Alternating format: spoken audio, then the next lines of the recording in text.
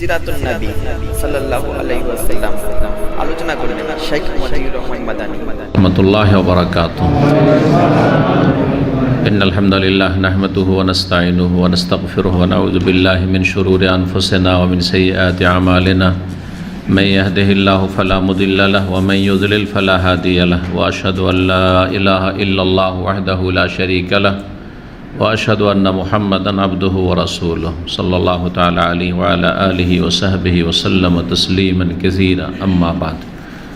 সম্মানিত দিনী ভাতৃমণ্ডলী, আল্লাহ রাব্বুল আলামিনের প্রশংসা এবং প্রিয় রাসূল সাল্লাল্লাহু আলাইহি সাল্লামের উপর সালাত ও সালামের পর আজ জুমাবার এশার সালাতের পর 30শে রবিউল আউয়াল 1443 হিজরি মোতাবেক 5ই নভেম্বর 2021 আমাদের ধারাবাহিক আলোচনা সিরাতুন নবী সাল্লাল্লাহু আলাইহি সাল্লামের, নবী করিম সাল্লাল্লাহু আলাইহি সাল্লামের জীবনী, পর্ব নম্বর 45।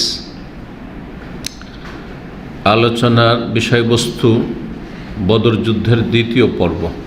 গত সপ্তাহে বদর যুদ্ধের একটি আলোচনা হয়েছে, আর দ্বিতীয় পর্ব ইনশাআল্লাহ, আর তাতে অধিকাংশ বিষয়গুলি চলে আসবে, আর কিছু বিষয় থেকে যাবে ইনশাআল্লাহ তারপরে সামনের সপ্তাহে।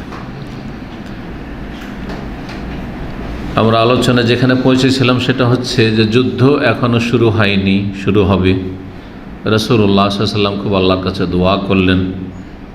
আবু জাহলও দোয়া করল, আবু জাহলের দোয়া, সেও আল্লাহর কাছে দোয়া করেছিল, দেবদেবীর কাছে যায়নি, খাজা বাবার কাছে, গৌসে আজমের কাছে যায়নি, কিন্তু বোঝা গেছে না। কিন্তু আজকাল মুসলিম সমাজের যারা মুশরিকি আকীদার লোক, তারা এরকম বালা মুসিবতে শাহজালালের কাছে যাবে, শাহপুরানের কাছে যাবে, খাজা বাবার কাছে যাবে, বেশি পয়সা থাকলে রাখে বাগদাদ শরীফ যাবে, না গায়রুল্লাহর কাছে চেয়ে থাকে। এরা মক্কার মুশরিক চাইতেও এই দিক থেকে নিকৃষ্ট, এই দিক থেকে অধম। আল্লাহ হিদায়াত দান করেন এবং আল্লাহ আমাদের হেফাজত করেন। আলহামদুলিল্লাহ রাব্বিল আলামিন আলা তৌহিদ। আল্লাহ যে তৌহিদ দান করেছে, লা ইলাহা ইল্লাল্লাহ, শুধু বলা নয়, বুঝার, উপলব্ধি করার, আমল করার, বাস্তবায়ন করার এবং সেদিকে দাওয়াত দেওয়ার আল্লাহ যে তৌফিক দান করেছেন, সবচেয়ে বড় নিয়ামত তৌহিদ। মুখে মন্ত্র পাঠ করলে কোনো লাভ নেই যদি আপনার অন্তরে আল্লাহ একক, তার কোনো শরীক নেই, বিশ্বাস না থাকে এবং সেটা কাজে পরিণত না হয়। তো মুশরিকরাও আল্লাহকে ডাকতো, মুশরিকরাও আল্লাহকে ডাকতো, বা শরীক করতো। বড় বিপদ আপদ আসলে মুশরিকরা এক আল্লাহকে ডাকতো, তখন আর অন্য কাউকে, দেবদেবীকে, লাতু জামানা, দেবদেবীকে ডাকতো না। বড় বিপদ আপদ আসলে মুসলিম সমাজের মাজারপন্থীরা আল্লাহকে ভুলে যায়, কাকে ডাকে? এই গস কুতুব দরগাওয়ালাদেরকে ডাকে।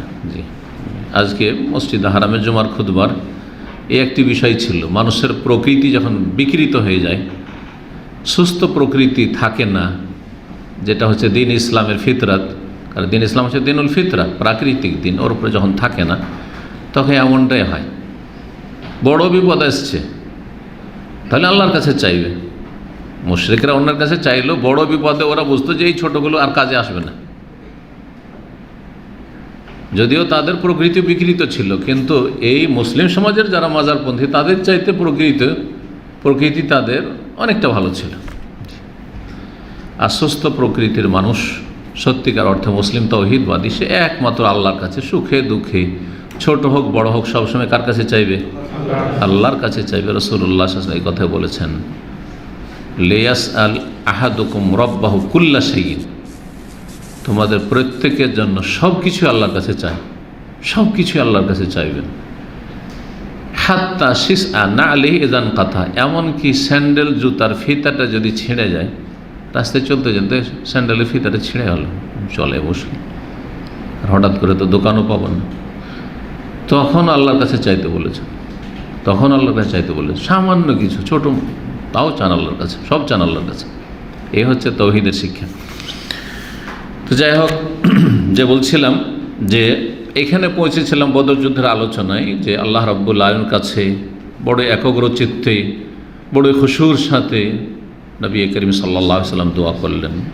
আর সাহাবারা তো দোয়া করছেন। আবু বকর সিদ্দিক রাদিয়াল্লাহু তাআলা আনহু বললেন যে যথেষ্ট হয়ে গেছে ইয়া রাসূলুল্লাহ, আপনার দোয়া আল্লাহর কাছে যথেষ্ট হয়ে গেছে।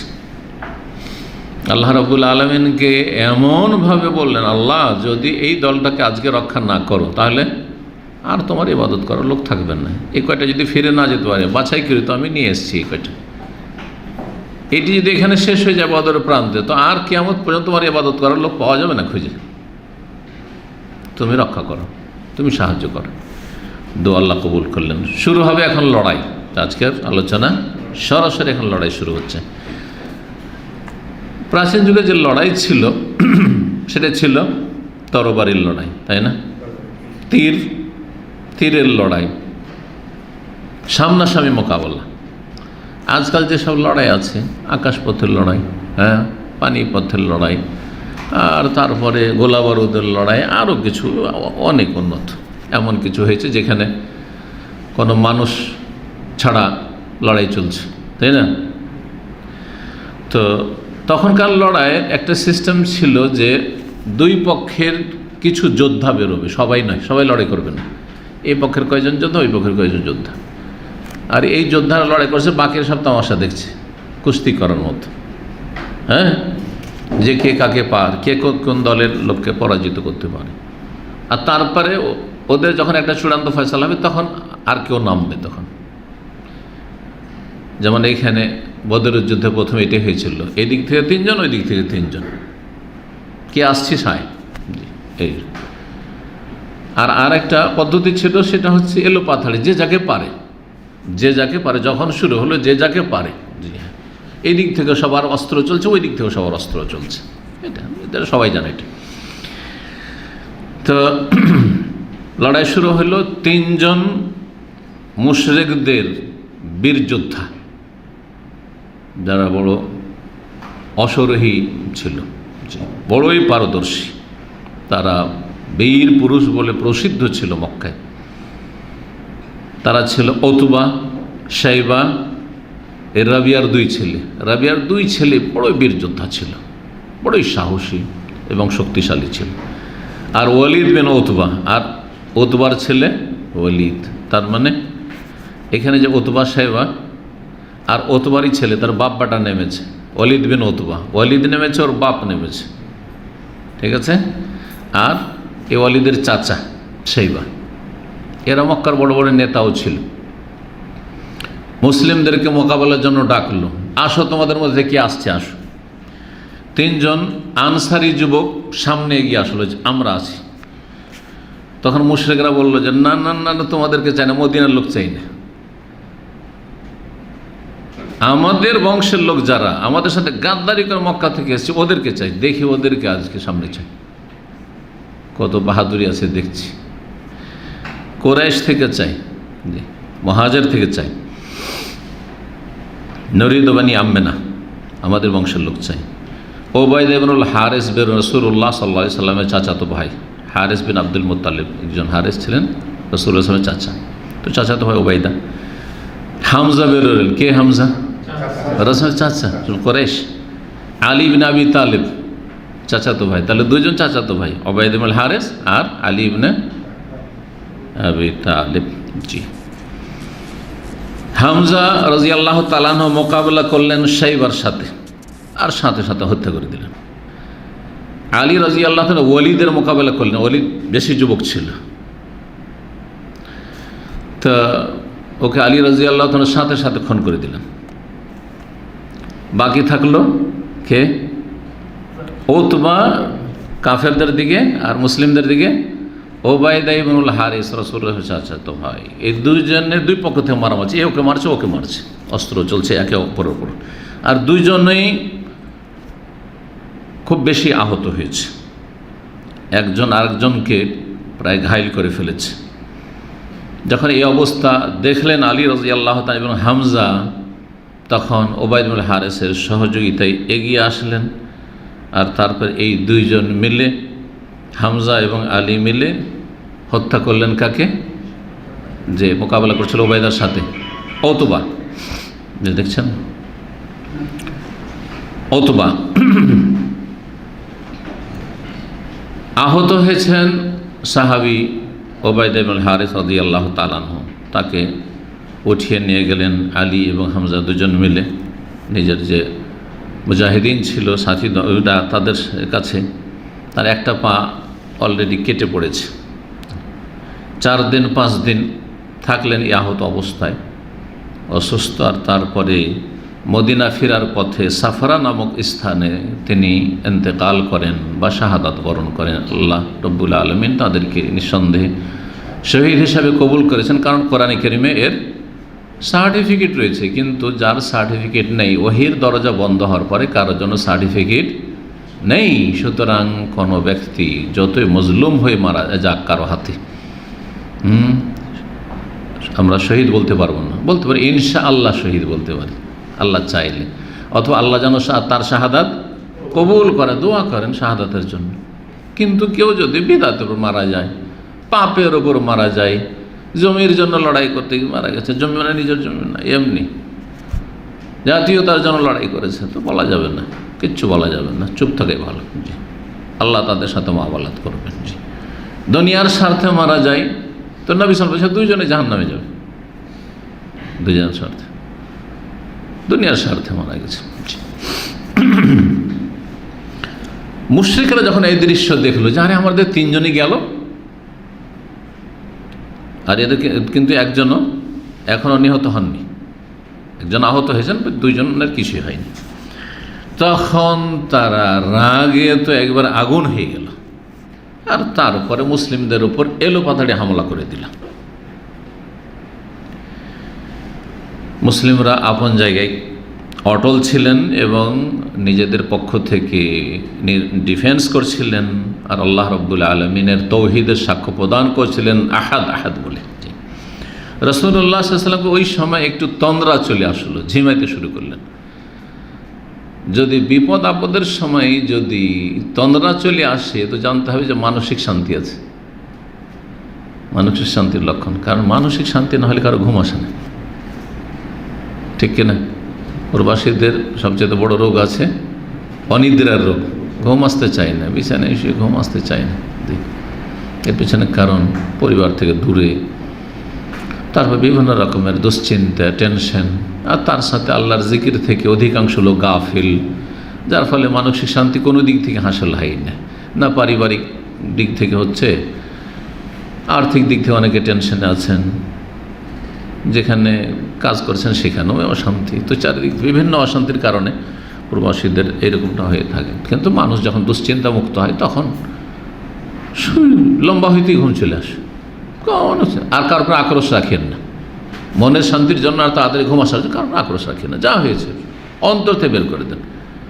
এই জন্য একটু মুজাহাদা করা লাগবে, প্রচেষ্টা চালানো লাগবে অন্তর থেকে। অথচ ভুল করেছে, সে বাড়াবাড়ি করেছে, আপনার কোনো দোষ নেই, ওরই দোষ আছে, তারপর আক্রোশ রাখেন না।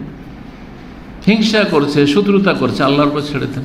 হাসবুনাল্লাহু ওয়া নি'মাল ওয়াকিল, আল্লাহ যথেষ্ট। দেখবেন যে মনে শান্তি আসবে, আর যতই দুশ্মন থেকে আরামসে ঘুম আসবে। জি, তো যাই হোক, যুদ্ধের সময় এইরকম হয়েছে রাসূলুল্লাহ সাল্লাল্লাহু আলাইহি ওয়াসাল্লাম সাহাবায়ে কেরামদের, যে তাদের ঘুম চলে আসতো, অস্ত্র হাত থেকে পড়ে, তরবারি হাত থেকে ছুটে পড়ে গেছে, ওদের যুদ্ধের ঘটনা আসছে। তো এখানে রাসূলুল্লাহ সাল্লাল্লাহু আলাইহি ওয়াসাল্লাম একটু ঘুম চলে এসেছে, তারপরে মাথা উঠালেন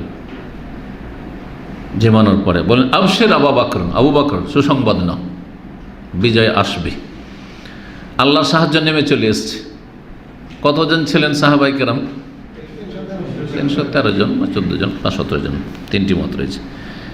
আল্লাহর পক্ষ থেকে আসমানি সাহায্য চলে এসছে। এই যে জিবরাইল আলাইহিস সালাম চলে এসছেন, ওই যে একটু তন্দ্রা এসছে, ওতে ওহী হয়ে গেছে, জিবরাইল আলাইহিস সালাম এসে হাজির হয়ে গেছেন, আর ঘোড়ার পিঠে চড়ে রয়েছেন, ঘোড়ার লাগাম ধরে রয়েছেন,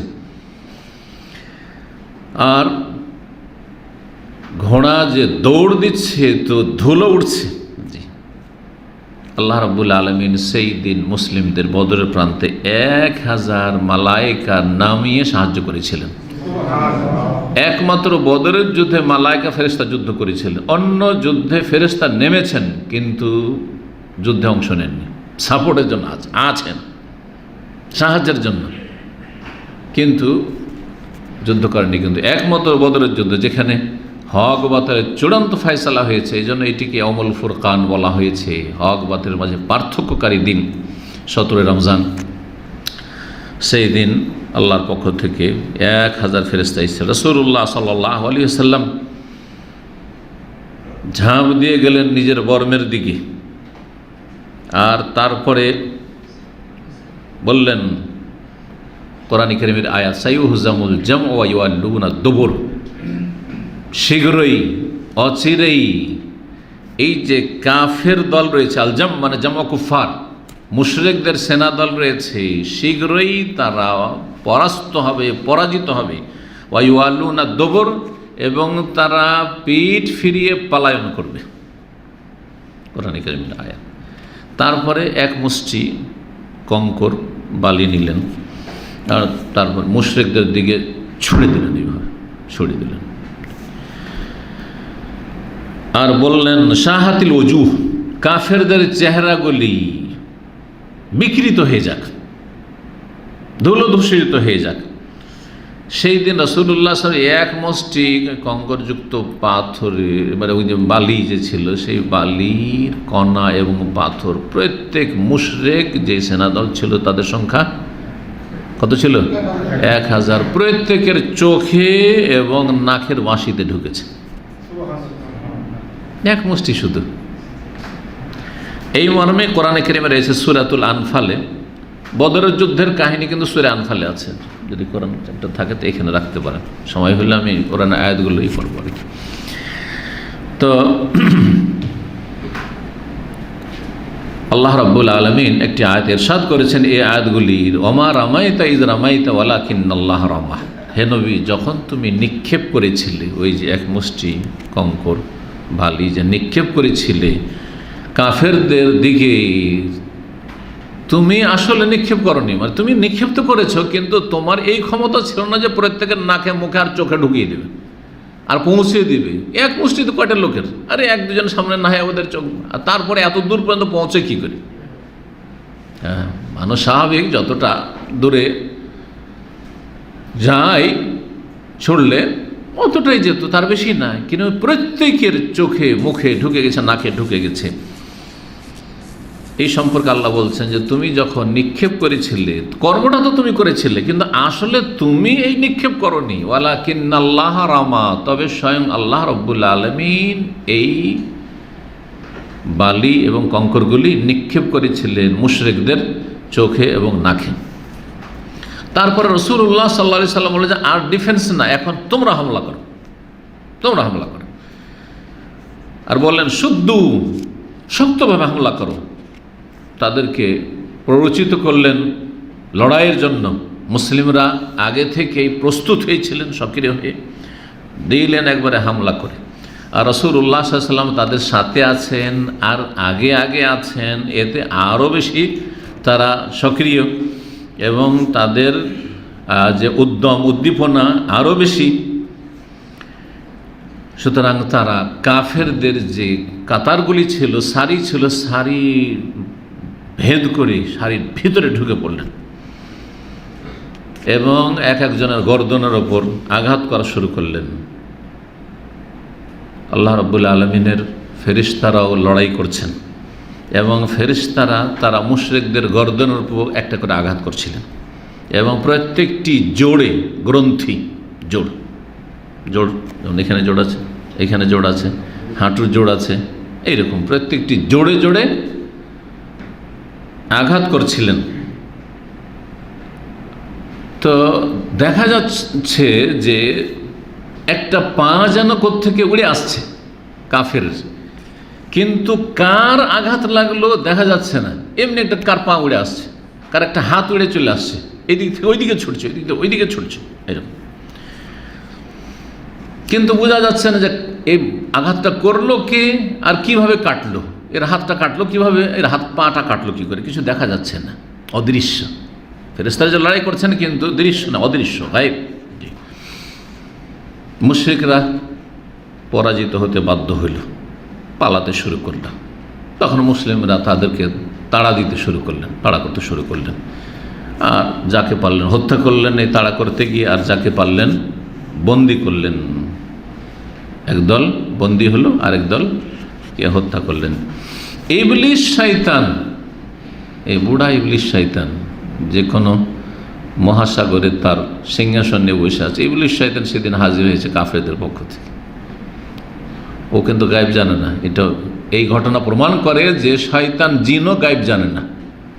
তবে জিন আমাদের চাইতে বেশি দ্রুত চলতে পারে এবং আমাদের চাইতে বেশি জানতে পারে, সেটা আলাদা কথা। কিছু কিছু শক্তি তো আমাদের চাইতে বেশি, সব শক্তি তো আবার না। বুদ্ধিতে, চালাকিতে, বিদ্যাতে, এগুলোতে নাই। গায়ের শক্তি আর অন্যান্য আরও কিছু রয়েছে, দ্রুত চলাফেরা করা, সারা পৃথিবী ভ্রমণ করা অল্প সময়, এইসব ক্ষমতা, তারপর অদৃশ্য হয়ে যাওয়া, এই সব ক্ষমতাগুলি জিনদের কাছে মানুষের চাইতে বেশি রয়েছে। কিন্তু সব দিক মিলিয়ে যদি দেখা যায় তো মানুষের শক্তি জিনের চাইতে বেশি। এই জন্য জিন নে কেউ আক্রান্ত হলে, জিন কাউকে স্পর্শ করলে মানুষ বাধ্য করতে পারে, এমন বাধ্য করে যে একবার ছোট একদম হয়ে যায়, অসহায় হয়ে যায় জিন। জিন শয়তান যেগুলো খারাপ জিন, ভালো জিনও মোমেনাত আছে ভালো, তার বরং তারা আমাদের সাপোর্ট করে। তাদের মধ্যে কোরআন সুন্নাহ অনুসারী আছে, যেমন যতগুলি ফিরকা মুসলিমদের মধ্যে আছে, 73 ফিরকা, মনে করবেন যে জিন মুসলিমদের মধ্যে এতগুলি ফিরকা আছে। কিন্তু তারা গায়েব জানে না। সুলাইমান আলাইহিস সালামের ঘটনায় আল্লাহ রাব্বুল কোরআনে বলেছেন, আল্লাহু কানু ইয়ালামুল গায়বা মা লাবিসু ফিল আযাবিল মুহিন। তারা যদি গায়েব জানতো তো সুলাইমান আলাইহিস সালাম মারা গেছে, তাহলে এত কষ্ট করে বানাইতো না বাইতুল মুকাদ্দাস। তারা এই ঘটনা প্রমাণ করে যে ইবলিস শয়তান গায়েব জানে না। এই জন্য যারা আমাদের দেশে বাটি চালায়, থালা চালায়, আর তারপরে হারানো বস্তু খুঁজে দেয় কার কি হয়েছে, শয়তান সব, মানুষ শয়তান এবং জিন শয়তানের কারবার। আর একটা হয়তো ঠিক হয়, কারণ আমাদের চাইতে বেশি তারা খবর রাখে, আমাদের চাইতে বেশি দ্রুত তারা ভ্রমণ করতে পারে, তার উপর আমাদের চাইতে বেশি বিচরণ করে। রাত্রে ধরেন মানুষরা সবাই ঘুমিয়ে গেছে, তো জিন ঘোরাফেরা করছে। কি আপনার বাড়ি থেকে কি চুরি করে নিয়ে গেলো, কোথায় কী বেরোলো, আর কোথায় গিয়ে ঢুকলো, ওটা জিন দেখেছে হয়তো। সেই জন্য কিছু কিছু খবর চলে আসে এই গণকদের কাছে, আর একটা সত্য হয়ে গেলে তাতে 99টা যখন বা 100টা যখন মিথ্যা হতে ঢুকিয়ে দেওয়া হয়, তো মানুষ ওই একটাই তখন দলিল পেশ করে, দেখো এই যে যেমন বলেছিল তেমনই হইলো, গণকের কথা ঠিক হইলো। বোঝা গেছে না? হাদিস আছে না, ফায়াক দেব মাহা মেয়াতে কাজিবা। তো ইবলিস শয়তান সেই দিন সোরাক বিন মালিক বিন জৌসম, একজন কাফের ছিল সোরাক বিন মালিক, যে রাসূলুল্লাহ হিজরত করেছে, হিজরতের ঘটনা শুনেছেন, মনে আছে? হিজরত করে আসছিলেন, তখন সোরাক বিন মালিক ওই 100 উটের লোভে তাড়া করে এসেছিল। কিন্তু তিনবার করে যখন সে ব্যর্থ হইল, শেষবার তো এমন ধসা ধসলো তার যে ছিল ঘোড়া ছিল, যে আগুনের ধোঁয়া উঠতে শুরু হইল, ঘোড়া যে ঢুকে গেছে মাটিতে ধসে, সেখান থেকে ভয় পেয়ে গেল। তারপরে ফিরে গেল, আমার পক্ষ থেকে আর কোনো ক্ষতি আমরা, বরং যে যাকে পাবো আমি সবকে বলে দেবো, জানা এদিক দেখা হয়ে গেছে, আপনাদের সম্পর্কে কাউকে বলবো না, ইসলাম কবুল করো। ইসলাম কবুল করেন এই সোরাক বিন মালিক, পরে ইসলাম গ্রহণ করেছেন। সোরাক বিন মালিকের সুরত ধরে ওর আকার ইবলিস শয়তান সেই দিন হাজির হয়েছে। কাফেররা মনে করছে সোরাক থেকে আমাদের সাথে লড়াই করতে এসেছে, কিন্তু আসলে ছিল ইবলিস শয়তান। ইবলিস শয়তান রূপ ধরে এসেছিল মানুষের তাইলে, এবং মুসলিমদের বিরুদ্ধে এই ইবলিস শয়তান কি করছে, প্ররোচিত করছে, মারো লড়ো, এই করতে আছে। কিন্তু এর মাঝখানে হঠাৎ করে ফেরেশতা দেখতে পেয়েছে, জানতে পারেনি তার পর্যন্ত, কিন্তু জানলে তো আগেই আসতো না। ও ভেবেছে যে মুহাজিরিন আনসার রাসূলুল্লাহ, তার বিরুদ্ধে আমি কাফেরদের সাথে আছি। কিন্তু যখন ফেরেশতা দেখেছে তখন তো তার অবস্থা খারাপ। আর ফেরেশতা যে তাদের উপর আঘাত করছে, তার থেকে বোঝা যায় ইবলিস শয়তান বা জিন শয়তান অনেক কিছু দেখতে পায় যেটা আমরা দেখতে পাই না। এমনকি গবাদি পশু এমন কিছু দেখতে পাই যা আমরা দেখতে পাই না। এই জন্য হঠাৎ করে দেখছেন যে কুকুর ঘেউ ঘেউ করছে, ঠিক না? গাধা ডাকছে, গাধা আওয়াজ করছে, হাদিস আছে না? কি আছে? যখন গাধার আওয়াজ শুনে তখন আউযুবিল্লাহ পড়বে, আল্লাহর কাছে আশ্রয় কামনা করবে, কারণ ফাইন্নাহু রাআ শাইতানান, শয়তান দেখেছে। তাহলে কিছু কিছু শক্তি মানুষ চাইতে কারোর মধ্যে বেশি হয়ে যাও কোনো শ্রেষ্ঠের মধ্যে, এই নয় যে সে শ্রেষ্ঠ অথবা সে বেশি, আমাদের সাথে শক্তিশালী, সব দিকে মিলিয়ে দেখতে হবে। যাই হোক, যখন ফেরেশতা দেখতে পেয়েছে তখন এমন পালিয়েছি, এমন দৌড় দিয়েছি, বদর থেকে লোহিত সাগর, যারা পথে গেছেন বেশ দূর, এবার লোহিত সাগর ওইদিকে এম্ব যেতে হবে, তাহলে লোহিত সাগর মানে এম্ব, আর এম্বর সাথে কাছে কোনো কোনো দিকে এম্বর সাথে কাছাকাছি সাগর পাওয়া যাবে অবশ্য, কিন্তু তারপরে অনেকটা দূর দৌড় দিয়ে একবারে ঝাঁপ দিয়েছে লোহিত সাগরে, ঝাঁপ দিয়েছে ইবলিস শয়তান। এখন আলোচনা করব আবু জাহালের হত্যা সম্পর্কে। আবু জাহালকে কিভাবে হত্যা করলো, কে কারা হত্যা করলো। আবু জাহাল যেহেতু নেতৃত্ব দিচ্ছে, আসল কমান্ড তার হাতে, আবু জাহাল এমন একটা জায়গায় অবস্থান করছে যেই চারিদিকে তরবারি নিয়ে আর বর্ষা নিয়ে একবারে বেষ্টনীর ভিতরে তাকে রাখা হয়েছে, যাতে করে এই বেষ্টনী ভেদ করে কোনো মুসলিম এখানে ঢুকে আবু জাহালকে খুন না করতে পারে, আবু জাহাল পর্যন্ত কেউ না পৌঁছতে পারে। নেতা, কারণ নেতা যদি হতাহত হয় তাহলে সবাই পালাবে। মনোবল, আসল যুদ্ধ হচ্ছে মনোবল। মানুষ লড়াই করে কিসের ভিত্তিতে? মনোবল।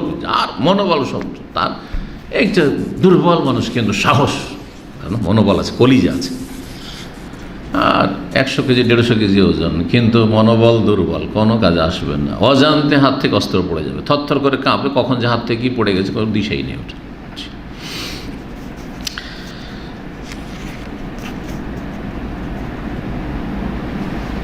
মুসলিমদের যে এই সেনাদল, তাদের যে সারিগুলি ছিল, সেই সারিতে আব্দুর রহমান বিন আওফ প্রখ্যাত সাহাবী, নাম পরিচিত আপনাদের, আব্দুর রহমান বিন আওফ রাদিয়াল্লাহু তাআলা আনহু। 10 জন যে আশরায়ে মুবাশশারা, একটি হাদিসে জান্নাতের তাদেরকে সুসংবাদ, তার একজন অন্যতম হচ্ছেন এই আব্দুর রহমান বিন আওফ।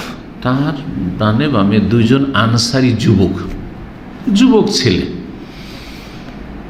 আব্দুর রহমান বিন আওফ মনে মনে বলছেন যে কি রে, কোন বিপদে পড়লাম, আমার পাশে দুটো একটু বীর পুরুষ থাকতো তাও হইতো, তো এই একটা যুবক মাত্র কয় বছরে, এটাও যুবক, এরা কি করবে, আমার সহযোগিতা করবে। কারণ সবাই চায় যে পাশে কিছু শক্তিশালী বা সাহসী লোক আমার পাশে হোক, তো তাদের কোনো গুরুত্ব দেননি যে এরা কেন আমার পাশে আসলে। হঠাৎ করে তাদের একজন আর একজনকে বলছে, এমন একজন, 2 জন 2 দিকে আছে, 2 জনের একজন আব্দুর রহমান বিন আওফকে বলছে, কিন্তু পাশের ওকে জানতে দেয় না, বলছেন না, ও যাতে জানতে না পারে, আমি জানতে পারি যে আবু জাহল কোথায় আছে, আমি হত্যা করব। ওদের একজন জিজ্ঞাসা করছে, ইয়া আম্মে, চাচা, বড়দেরকে চাচা বলা তাহলে আছে, চাচা বলা আছে, কিন্তু বলার ভঙ্গিমা আছে। এখন আপনার বয়স হচ্ছে 40 আর একটা 20 বছরের ছেলে দাঁড়িয়ে রেখেছে, যদি চাচা বলেন তাহলে এটা অবশ্যই উপহাস, ঠিক কিনা? অবশ্যই ঠাট্টা। আপনি নিজেই দেখতে পাচ্ছেন যে এটা আমার ছেলের বয়সের, 20 বছর বয়স, আর আমার বয়স 40, আমার দাঁড়িয়ে নেই, ওর দাঁড়িয়ে আছে, সেজন্য চাচা।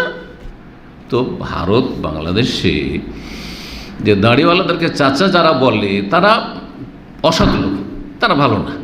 দাড়িওয়ালা দেখলেই যে চাচা বলে তারা অসৎ লোক, কথা বোঝা গেছে না?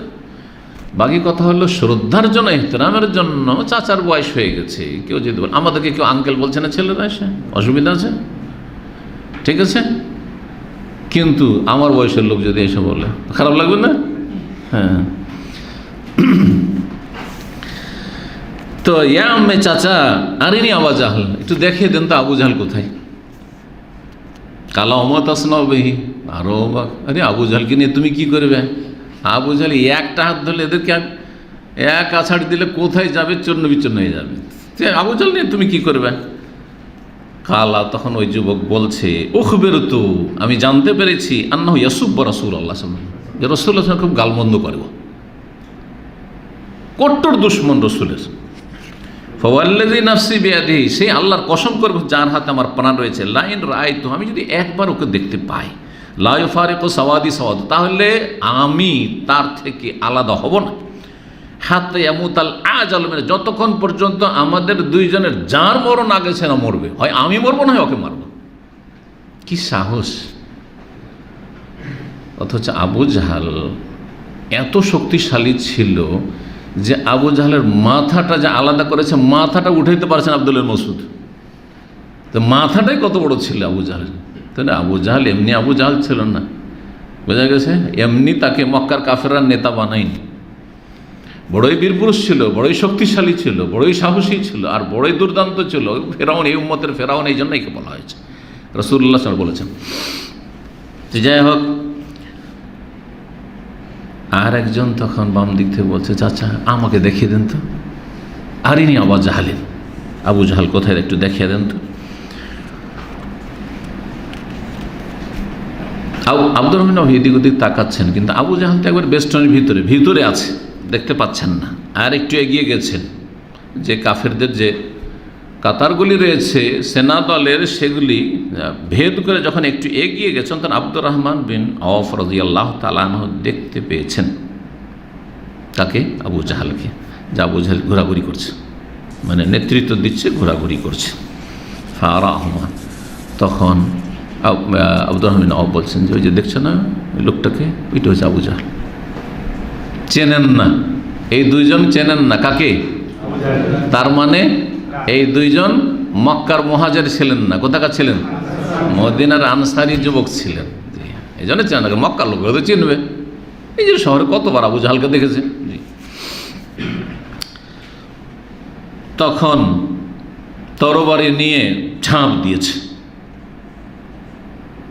দুইজনই একবারে, এমন লাফ দিয়েছে তার দিকে, দুইজন গিয়ে দিল ওকে হত্যা করে। একজন আবু জাহালের পায়ে মারল, আর একটা পা উড়ে চলে গেল, ছুটিয়ে দিল একটা পা। কেমন হয়ে ছুটেছিল বলছে, কামা তাতির নাওয়া হিনা তুদাক, খেজুরের বিচি যখন পিষা হয় তখন কত জোরে ছুটে, খুব বেগে যদি মেশিন চলে, খেজুরের বিচি পিষা হচ্ছে আর ছুটে যায়, সেটা যদি পিষা না যায় তাহলে কত জোরে ছুটবে, ওই রকমভাবে পা ছুটে গেছে, উড়েছে। আর একজন আঘাত করলো ওইভাবে, তারপরে পড়ে গেছে, এটা ভাবছে শেষ, কিন্তু একটু প্রাণ আছে, পড়ে গেছে, একদম নিস্তেজ হয়ে গেছে, মরমর অবস্থা, কিন্তু একটু প্রাণ আছে। দুইজনে খুশিতে দৌড় দিয়ে রাসূলুল্লাহর কাছে পৌঁছেছেন, আর দুইজনে এসে বলছেন যে ইয়া রাসূলুল্লাহ, আমি হত্যা করেছি আবু জাহালকে। বলছে আমি হত্যা করেছি ইয়া রাসূলুল্লাহ। তখন রাসূলুল্লাহ সাল্লাল্লাহু আলাইহি ওয়াসাল্লাম বললেন যে দেখি তোমরা দুইজনে হত্যা করেছো, দেখি তোমাদের তরবারি। তো দুইজনেই তরবারি দেখছে, দেখেন আমার তরবারিতে রক্ত লেগে আছে, আমার তরবারিতে রক্ত লেগে আছে। এই দুজন কে ছিলেন? একই লোকের ছেলে, দুই ছেলে, আফরার দুই ছেলে, মুআজ এবং মুআওয়াজ, মুআজ এবং মুআওয়াজ রাদিয়াল্লাহু তাআলা আনহুমা। মুআওয়াজ রাদিয়াল্লাহু তাআলা আনহু সেই যুদ্ধে, বদরের যুদ্ধে পরে শহীদ হয়েছিলেন। আবু জাহালকে হত্যা করার পরে মুআওয়াজ এক ভাই ওখানেই শহীদ হয়েছিলেন। আর দ্বিতীয়জন যে মুআজ, তিনি উসমান রাদিয়াল্লাহু খেলাফত আমল পর্যন্ত হায়াত পেয়েছিলেন, উসমান রাদিয়াল্লাহু জামানায় ইন্তেকাল করেছেন। রাসূলুল্লাহ সাল্লাল্লাহু আলাইহি ওয়াসাল্লাম আবু জাহালের শরীরে যতগুলি অস্ত্র শস্ত্র ছিল সবগুলি, এগুলোকে সালাব বলা হয় হাদিসের ভাষায়। কোনো যোদ্ধার যেগুলো সাজ সরঞ্জাম তার সাথে থাকে সেগুলিকে সালাব বলা হয়। তো কেউ যদি, ইসলামের বিধান হচ্ছে, কেউ যদি কাউকে, কোনো কাফেরকে হত্যা করতে পারে রণক্ষেত্রে, যুদ্ধের মাঠে, এমনি নয় যেখানে সেখানে নয়, রণক্ষেত্রে যেখানে শরঈ জিহাদ চলছে, শরঈ লড়াই চলছে, বদর ওহদ এরকম, তাহলে যেই ব্যক্তি খুন করবে তাকে তার ওই সাজ সরঞ্জামগুলি দেওয়া হবে। তো এই দুই ভাইকে রাসূলুল্লাহ সাল্লাল্লাহু আলাইহি ওয়াসাল্লাম দিয়ে দিয়েছিলেন। না, এক ভাই তো শহীদই হয়ে গেল, বাকি মুআজ যে বাঁচলেন তাকে দিয়েছিলেন। যুদ্ধ শেষ, সব কাফেররা তো পালিয়ে গেছে। তখন লোকেরা তলাশ করা শুরু, আবু জাহাল কোথায়? হত্যা তো অনেকে হয়েছে, কিন্তু আবু জাহালের লাশ কোথায়? আবু জাহাল কোথায়? আব্দুল মাসউদ গিয়ে আবু জাহালকে দেখতে পেয়েছেন, আবু জাহাল পড়ে আছে, লাশগুলির মাঝে আবু জাহালও পড়ে আছে নিস্তেজ হয়ে, কিন্তু এখনও তার কি আছে, প্রাণ আছে, একটু দম আছে। আব্দুল মাসউদ রাদিয়াল্লাহু তাআলা খুব হালকা পাতলা মানুষ, একবার দুবলা মানুষ ছিলেন, খুবই পাতলা মানুষ ছিলেন। জি, পাগুলো চিকন চিকন ছিল, হাদিস আছে। আবু জাহালের কাছে কিছু না। আর আবু জাহাল খুব জুলম অত্যাচার করেছে আব্দুল মাসউদ রাদিয়াল্লাহু তাআলার উপর মক্কাতে। তো এই যে জুলম বরদাস্ত করেছেন, ছিল ওইসব কথা যে এত জুলম করেছো, এত জুলম করেছো, তুমি যে কত অন্যায় করেছো, আমাকে কত মারধর করেছো আমাকে, আচ্ছা ঠিক আছে পেয়ে গেছি তোমাকে। তার কাঁধের ওপর পা রাখলেন বা গলার ওপর, এখানে পা রেখে তার দাড়িটা ধরে হেলাতে শুরু করলেন আর বললেন, আব্দুল মাসউদ রাদিয়াল্লাহু তাআলা আনহু, হাল আখযাকাল্লাহু ইয়া আদুওয়াল্লাহি, আল্লাহর দুশমন, আল্লাহ তোমাকে আজকে লাঞ্ছিত করেছেন, আল্লাহ তোমাকে আজকে লাঞ্ছিত করেছেন, আমাদেরকে তো খুব অপদস্থ লাঞ্ছিত করেছে, মক্কায় মারধর করেছে। কালা, তখন আবু জাহাল বলছে, কথা বলতে পারছে, অবেমাজা আখজানি, আমাকে কিসে লাঞ্ছিত করেছেন, কি এমন হয়েছে? বলছে হাল ফাওকা রাজুলিন কাতালতুম, কি বা করেছে, একটা লোককেই না খুন করেছে। কত অহংকারী, মরে যাচ্ছে কিন্তু অহংকার শেষ হয় না, খুন হয়ে গেছে, পড়ে আছে নিস্তেজে, বুঝছে যে কিছুক্ষণের মধ্যে আমার শেষ, আর বাঁচব না। কি করেছো? একটা লোককে না হত্যা করেছো। তারপরে আবু জাহাল বলেছিল, ফালাও গায়রা আক্কারিন কাতালানি, ফালাও গায়রু আক্কারিন কাতালানি, আমার একটা আক্ষেপ থেকে গেল, ঠিক আছে খুন হলাম এমন কোনো ব্যাপার নাই, একদিন তো মরতে হবে, জি, কিন্তু যদি আমাকে এই চাষি ছাড়া অন্য কেউ হত্যা করতো তো এটা আমার জন্য ভালো হইতো। এই চাষি আমাকে হত্যা করেছে, এটা আমার জন্য খুব লজ্জার বিষয়, এটা আমার জন্য। বোঝা গেছে? চাষি কাকে বলেছিল? আবু জাহাল আনসারীদেরকে, যেহেতু মূলত হত্যা করেছে ওই দুই যুবক আনসারী ছেলে।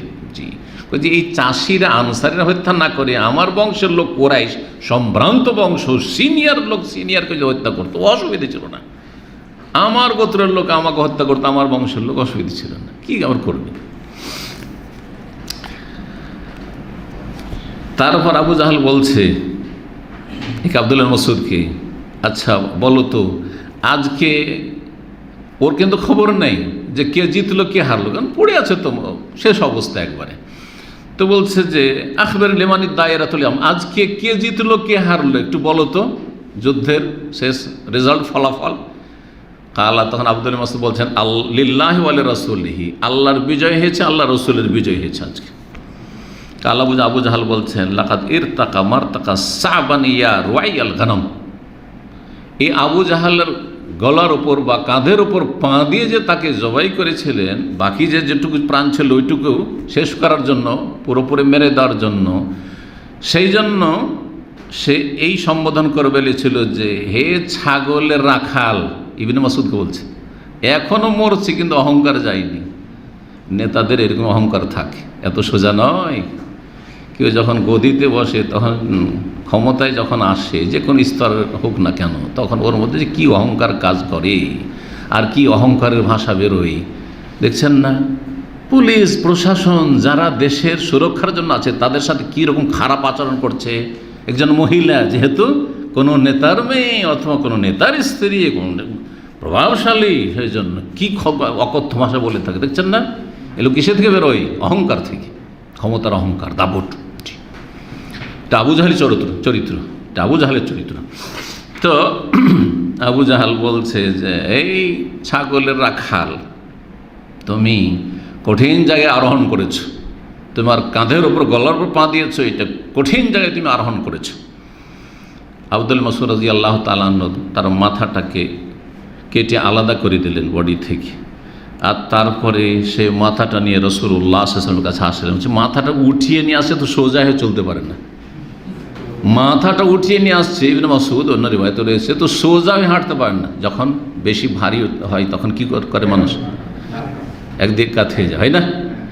20 লিটারের একটা গ্যালেন উঠান, আর তাতে বোঝা যাবে যে আপনি আপনার বডিটাকে সোজা রাখতে পারছেন না কাত হয়ে যাচ্ছেন। যদি কাত হয়ে যান তো জানতে হয় দুর্বল, তাই না? বা তার বেশি, একটু তার বেশি, জি হ্যাঁ, ওদের শক্তি বোঝা যায়। রাসূলুল্লাহ সাল্লাল্লাহু আলাইহি ওয়াসাল্লাম যখন দেখলেন আবু জাহালের মাথা মস্তিষ্ক কেটে নিয়ে আসা হয়েছে, আল্লাহু আকবার, আল্লাহু আকবার, অবাক হলেন। আল্লাহ শুকরিয়া দেখুন, আলহামদুলিল্লাহ হিল্লাযী সাদাকা ওয়াদাহু, সে আল্লাহর যাবতীয় প্রশংসা অশেষ শুকরিয়া যিনি তার প্রতিশ্রুতিকে সত্য করে দেখিয়েছেন। ওয়া নাসারা আবদাহু, তার বান্দা মুহাম্মদ সাল্লাল্লাহু আলাইহি ওয়াসাল্লামকে বিশেষ সাহায্য করেছেন। ওয়া হাজামাল আহজাব ওয়াহদাহার, একাই আল্লাহ রাব্বুল আলামিন সমস্ত কাফের সেনাবাহিনীকে পরাস্ত করেছেন। জি, অকালা, তারপরে বলে রাসূলুল্লাহ হাযা ফিরআউন হাযিহিল উম্মাহ, এই উম্মতের ফিরআউন যদি কেউ থাকে তো সেটা এই লোক আবু জাহাল। এই উম্মত বলতে কি, আপনারা কিন্তু উম্মত মানে বুঝেন মুসলিমরাই, তাই না? তো এই উম্মত মুসলিমরা, তাহলে এই উম্মতের ফেরাউন আবার কী করতে হবে? মুসলিমদের মধ্যে ফেরাউন কী করে হইতে পারে? অনেকে কিন্তু মুসলিমকে তাদের পাপের কারণে ফেরাউন বলে, এটা জায়েজ নয়। ফেরাউন কাফের, আর মুসলিমের ওপর আপনার ফতোয়ার অধিকার আছে যে সে মুরতাদ হয়ে গেছে, কাফের হয়ে গেছে, যা ফেরাউন বলবেন? কোন নেতা জালেম হইতে পারে, পাপী হইতে পারে, তার সীমা লঙ্ঘন হইতে পারে, আর সবার মধ্যে পাপ আছে, কারোর মধ্যে বেশি আছে। আর যার যত বেশি ক্ষমতা তার দ্বারা পাপ হওয়া স্বাভাবিক, যার যত পয়সা তার দ্বারা পাপ হওয়া স্বাভাবিক, পাপী ফাসেক। কিন্তু ফেরাউন তাগুত, হ্যাঁ, আর কাফের, আর এই সেই, এইসব বলা হচ্ছে চরমপন্থা, খারেজিদের লক্ষণ, খারেজিদের লক্ষণ। এটা কোরআন হাদিস শেখাই না, আর সাহাবায়ে কেরাম, তাবেঈন, তাবেঈনের আদর্শ নয়, জি, খারেজিদের আদর্শ। এই উম্মতের ফেরাউন কেন বললেন? উম্মত দুই ভাগে বিভক্ত, বিভিন্ন আলোচনা এর আগে বলেছে। উম্মত দুই রকমের, এক উম্মত হচ্ছে উম্মতে ইজাবাহ। উম্মতে ইজাবাহ মানে এমন উম্মত যে উম্মত দাওয়াত কবুল করেছে। আজাব ইজাব মানে দাওয়াত কবুল করা। আমরা হচ্ছে উম্মতে ইজাবাহ, রাসূলুল্লাহ সাল্লাল্লাহু আলাইহি ওয়াসাল্লাম দাওয়াত আমরা কবুল করেছি, সুতরাং উম্মতে ইজাবাহ। এই ডাকে সাড়া দিয়েছি, লা ইলাহা ইল্লাল্লাহ মুহাম্মাদুর রাসূলুল্লাহ, হ্যাঁ, ডাকে সাড়া দিয়েছি। আরেকটি উম্মত হচ্ছে উম্মতে দাওয়া, দাওয়াতের উম্মত, তার মানে দাওয়াতের ক্ষেত্র।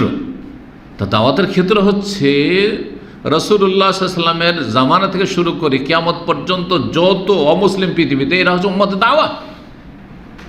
এদের কাছে কোন দাওয়াত পৌঁছাতে হবে? রাসূলুল্লাহ সাল্লাল্লাহু আলাইহি ওয়াসাল্লামের ছেড়ে যাওয়া দাওয়াত, কোরআন সুন্নাহর দাওয়াত পৌঁছাতে হবে। এরা দাওয়াতের আমাদের মূল ক্ষেত্র, এরা দাওয়াতের মূল ক্ষেত্র। দাওয়াতের ক্ষেত্র হচ্ছে যখন দাওয়াতের কাজ করবেন তিনটি। একটি হচ্ছে অমুসলিম উম্মতে দাওয়াত, যারা কুফরের অবস্থায় রয়েছে, ইসলাম থেকে বাইরেই রয়েছে, যাকে ইসলামের মধ্যে নিয়ে আসার জন্য দাওয়াত দেবেন আপনি।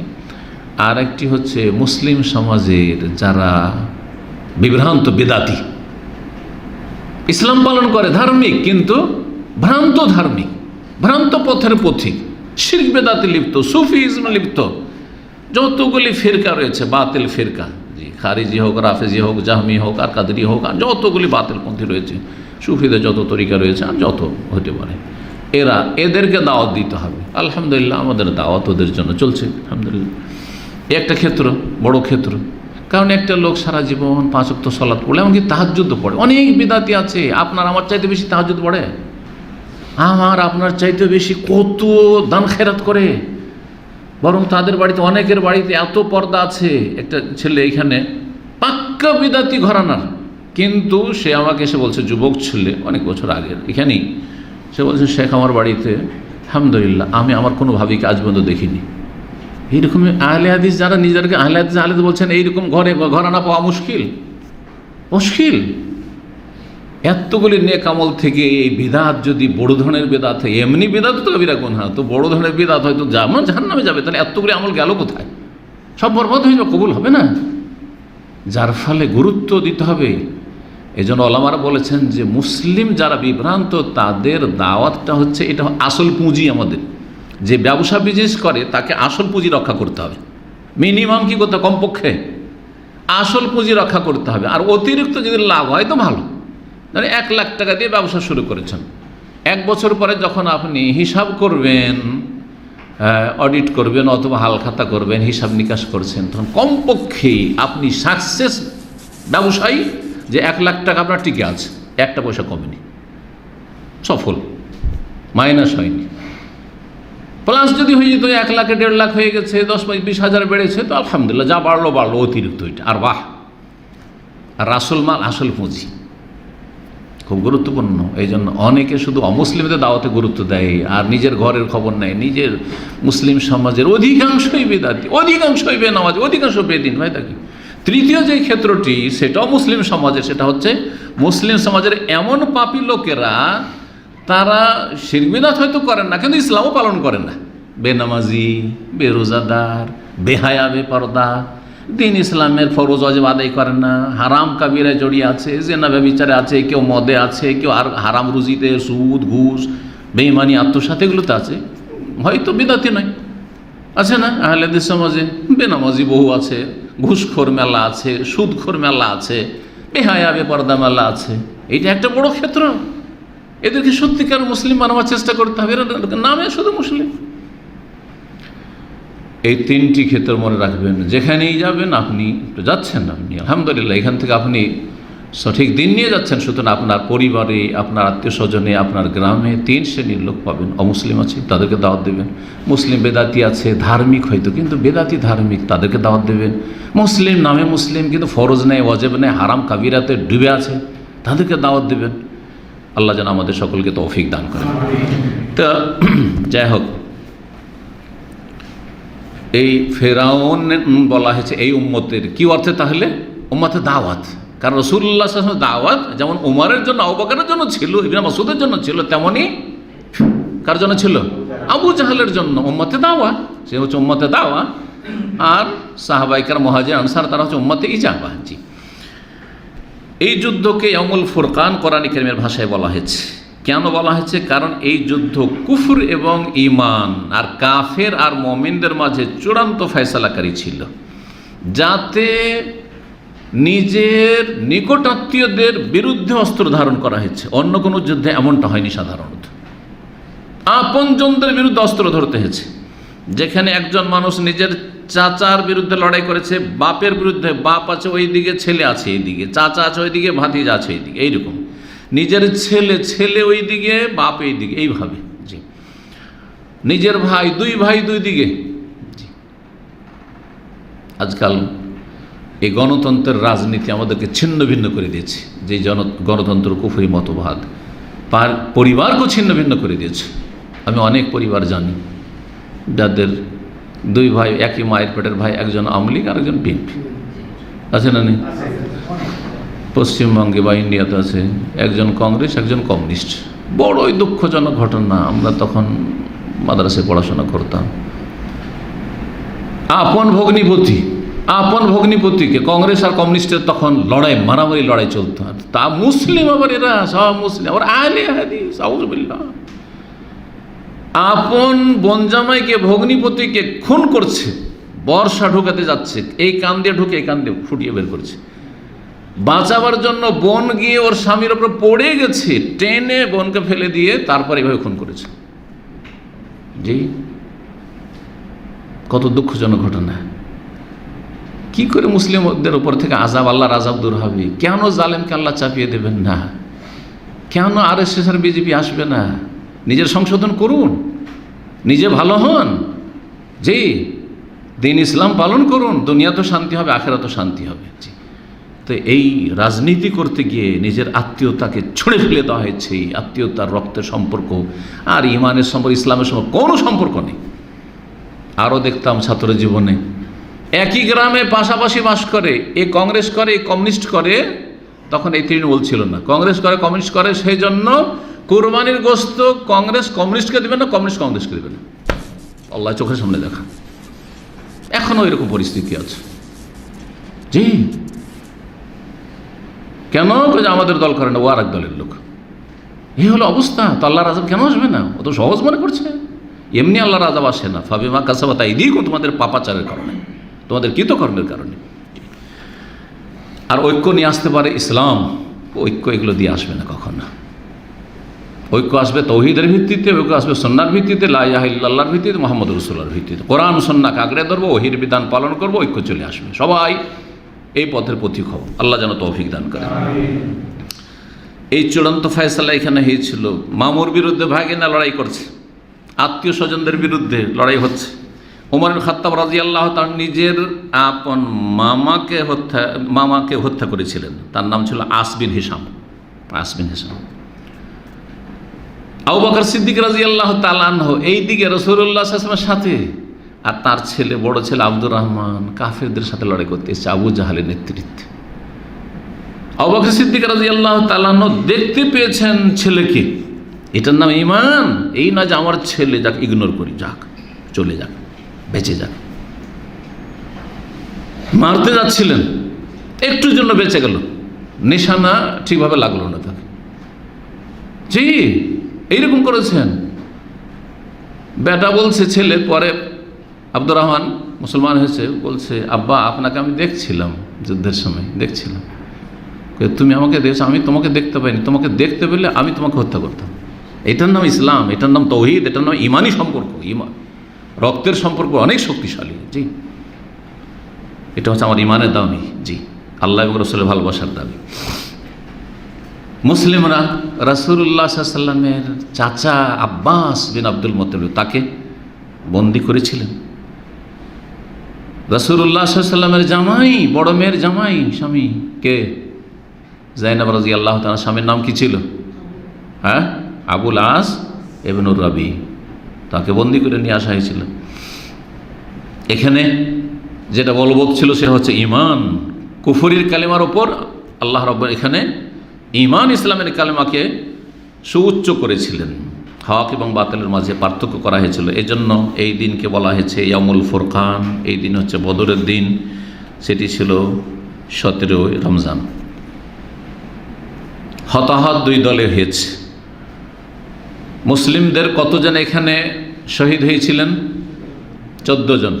14 জন। জি, 6 জন ছিলেন মুহাজিরিন আর 8 জন ছিলেন আনসার। 8, 6, 14। তাদেরকে সেখানে যেখানে রণক্ষেত্র ছিল, যেখানে যুদ্ধ হয়েছিল, ওইখানে দাফন করা হয়। তাদের কবরগুলি এখন পর্যন্ত সুপরিচিত, জানা আছে। আমরা কবরের ভিতরে একসময় ঢুকেছি, তখন ঢোকার পারমিশন ছিল, এর আগে বলেছি, মানে এখন আর পারমিশন ভিতরে ঢোকার দেয় না, বন্ধ। আর প্রাচীরটা অনেক উঁচা করে দেওয়া হয়েছে। মুশরিকদের কতজন হত্যা হয়েছিল? 17 জন নিহত হয়েছিল, 17 জনকে বন্দী করা হয়েছিল। আর যাদের হত্যা করা হয়েছিল তাদের অধিকাংশই ছিল কুরাইশ বংশের নেতৃস্থানীয় ব্যক্তি, সাধারণগুলো ছিল না, নেতৃস্থানীয় ব্যক্তি ছিল। তাদের মধ্যে 24 জনের মৃতদেহ লাশকে টেনে হেঁচে নিয়ে এসে বদরে একটি কূপ ছিল কালিব বদর, এমন কূপ যে কূপের ওপরে থাকে না, প্রাচীর থাকে না, বেড়া বা পাট যেগুলোকে বলা হয় সেগুলো থাকে না। এই কূপে ফেলে দেওয়া হয়েছিল। রাসূলুল্লাহ সাল্লাল্লাহু আলাইহি ওয়াসাল্লাম যুদ্ধ শেষ হওয়ার পরে 3 দিন সেখানে অবস্থান করলেন। আর তারপরে যখন সেখান থেকে প্রস্থানের ইচ্ছা করলেন যে মদিনা রওনা দেব, তখন সেই কূপের কাছে আসলেন আর কূপের পাশে দাঁড়ালেন। আর দাঁড়িয়ে এক একজন করে যে তাদেরকে নিক্ষেপ করা হয়েছিল, বড় বড় নেতাদের লাশ, সেখানে তাদেরকে ডাক দিলেন তাদের নাম ধরে, তাদের বাবার নাম ধরে, ইয়া ফুলান ইবনে ফুলান, হে অমুকের ছেলে অমুক, হে অমুকের ছেলে অমুক, আয়াসুরকুম আন্নাকুম আতাতুল্লাহ ওয়া রাসূলাহ। তোমাদের কি ভালো হইতো না যে তোমরা যদি আল্লাহকে মানতে, রসুলকে মেনে নিতে? তোমাদের জন্য কত ভালো হইতো যে তোমরা যদি আল্লাহর আনুগত্য করতে, রাসূলুল্লাহ সাল্লাল্লাহু আলাইহি ওয়াসাল্লামের আনুগত্য করতে। এটা কি তোমাদের পছন্দ ছিল না? এটা হইলে কত না ভালো হইতো, নিরাপদ থাকতে দুনিয়া আখিরাতে আল্লাহর আযাব থেকে। ফাইন্না ওয়াজাদনা মা ওয়াদানা রব্বুনা হাক্কা। আল্লাহ আমাদের সাথে যে প্রতিশ্রুতি করেছেন, ওয়াদা করেছেন, তা আমরা সত্য পেয়ে গেছি, বাস্তব হয়ে গেছে। আল্লাহ বিজয়ের ওয়াদা করেছেন, রসুলকে বিজয়ী করব, মুমিনদেরকে বিজয়ী করব। ওয়া আনতুমুল আ'লাউনা ইন কুনতুম, তোমরা ওপরে থাকবে যদি তোমরা ঈমানদার হও। এসব যে কোরআনে কারিমে ওয়াদা রয়েছে, আল্লাহ ওয়াদা সত্য করে দেখিয়েছেন। ফাহাল ওয়াজাদতুম মা ওয়াদাকুম রাব্বুকুম হাক্কা। তোমরা কি পেয়েছো তোমাদের সাথে যে আল্লাহ যে প্রতিশ্রুতি করেছেন যে কাফেরকে জাহান্নামের আগুনে জ্বালাবো, কাফেরকে কঠিন শাস্তি দেব মরার পরে, এইসব শাস্তিগুলি কি ভোগ করছো? এভাবে সম্বোধন করেছেন রাসূলুল্লাহ সাল্লাল্লাহু আলাইহি ওয়াসাল্লাম। কাকে? ওই মৃত লাশগুলি যে পচে সড়ে 3 দিনকার লাশ হয়ে গেছে, পচা সড়া লাশ, ওই দেহগুলিকে সম্বোধন করছেন। ওমর রাদিয়াল্লাহু তাআলা অবাক হচ্ছেন আর বলছেন, ইয়া রাসূলুল্লাহ মা তুকাল্লামু মিন আজসাদিল্লাহ আরওয়াহালাহা। কি ব্যাপার, আপনি কথা বলছেন এমন সব দেহের সাথে যার কোনো আত্মা নেই, আত্মাবিহীন দেহের সাথে? আত্মা নেই তার কি বা জানছে, কি বা শুনছে? কালা, তখন রাসূলুল্লাহ সাল্লাল্লাহু আলাইহি ওয়াসাল্লাম বলেছিলেন যে মা আনতুম বিআসমা লিমা আকুলু মিনহুম। আমি যেই কথাগুলি তাদেরকে বলছি সেগুলি তুমিও শুনছো, তারা শুনছে, তোমার চাইতে বেশি তারা শুনছে। তুমি যতটা শুনছো আওয়াজে, তার চাইতে বেশি ক্লিয়ার স্পষ্ট তারা শুনছে, তার চাইতে বেশি তোমরা শোনো না, বা তাদের চাইতে বেশি তুমি শোনো না। ওয়ালাকিন লা ইউজিবুন, পার্থক্যটা এতটুকু যে তুমি জবাব দিতে পারবে আর তারা আমার কথার জবাব দিতে পারছেন না। এখানে আজকের আলোচনা শেষ করছি, আর বাকি আলোচনা ইনশাআল্লাহ তাআলা আগামী সপ্তাহে পুরা করব। ওয়া সাল্লাল্লাহু আলা নবিয়িনা মুহাম্মদ ওয়া আলা আলিহি ওয়া সাহবিহি আজমাইন।